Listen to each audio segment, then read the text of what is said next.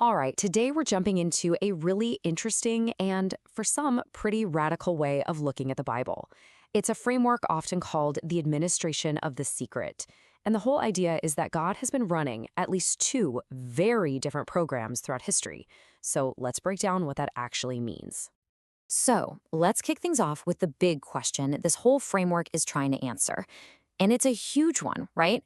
You read the Bible and you see all these incredible promises, but they seem to be made to Israel. So the question becomes, if all that was for them, then who are we? Where do we fit in? And right out of the gate, this perspective draws a really sharp line in the sand.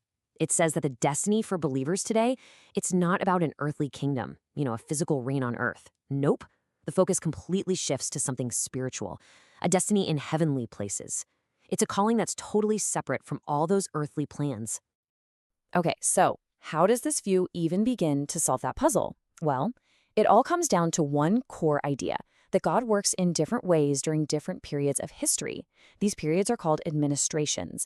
And honestly, if you don't grasp this one concept, the rest of it just won't make sense. It's the absolute key. So, what in the world is an administration or a dispensation? The easiest way to think about it is like a set of household rules or a home law. This view says that God has set up different home laws for humanity at different times. And the big claim is this: if you're trying to follow the rules from the wrong time period, you're going to get seriously confused.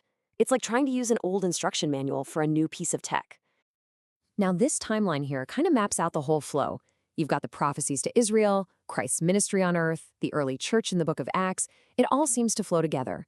But then, bam, look at that point in the middle. What this framework calls the crisis of Acts 28. Everything pivots on this moment. It's presented as this dramatic turning point that launches a totally new program, one that was kept secret until then. So to really get why that turning point is so important, we have to understand what came before it. Let's take a look at God's program back in the age of prophecy at the time covered in the book of Acts. So in this before era, things were pretty clear-cut. There was a definite order. Salvation was offered, and I quote, to the Jew first. Now, Gentiles, non-Jews, could absolutely come in, but they did so as, well, Paul uses the analogy of a wild olive branch being grafted into Israel's olive tree. They got to share in the blessings, for sure, but the tree itself, the covenants, the promises, that all belonged to Israel. And the ultimate hope, it was all focused on a physical earthly kingdom. And that brings us right to the pivot point, the moment where, according to this view, everything grinds to a halt and changes direction. The source calls it a momentous crisis, and it marks the hard stop of that previous administration. And you'll find it right at the very end of the book of Acts. So, let's just picture this for a second. We're in Acts chapter 28. The Apostle Paul is a prisoner in Rome, under house arrest. He calls together the Jewish leaders there for one last shot, one final formal appeal. He lays out his case using their own scriptures.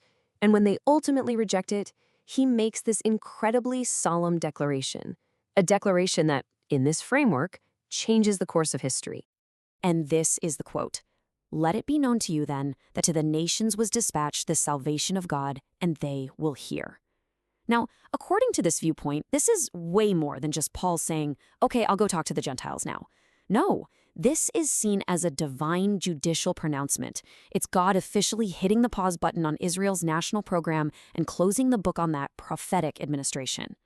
So if that program ended, what came next? Well, here's the kicker. This view argues it wasn't just Plan B. It wasn't just taking the old program and offering it to a new crowd. Instead, God revealed something completely new, something that had been a total secret up until this point. And the source material is super specific about this. This secret, sometimes called the mystery, wasn't something you could find by digging through Old Testament prophecies. It wasn't hinted at. It was, as it says, hushed in eonic times, meaning it was kept totally silent through the ages, hidden in God himself, until he revealed it to the Apostle Paul after that big turning point in Acts 28. Okay, so what is this big secret? The core of it is found in places like Ephesians chapter 3. And it all comes down to one little prefix: joint. You see it there? Joint heirs, joint body, joint partakers. The idea is that believers today, Jew or Gentile, it doesn't matter, are not being added into Israel's program. Instead, they're being formed into something brand new, a totally new creation. And this quote really drives that point home. It says it's not just about Gentiles finally getting an equal seat at Israel's table. That would just be an upgrade, an evolution of the old program. No, the argument is that this is something else entirely.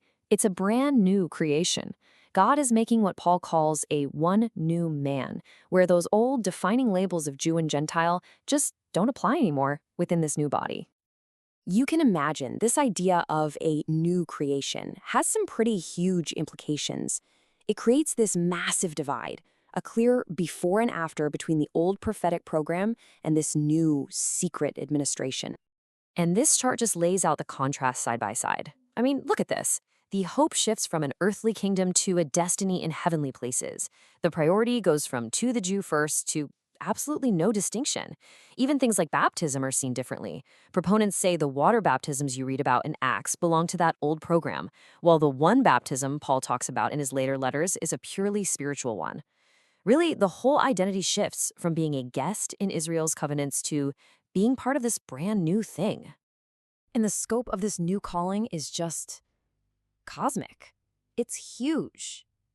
The source points out that its origin is before the foundation of the world, which means it actually predates all of God's plans for the nation of Israel.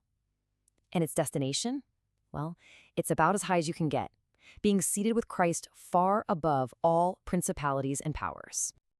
So, what's the big so what? What's the practical point of all this? Well, according to this view, here it is.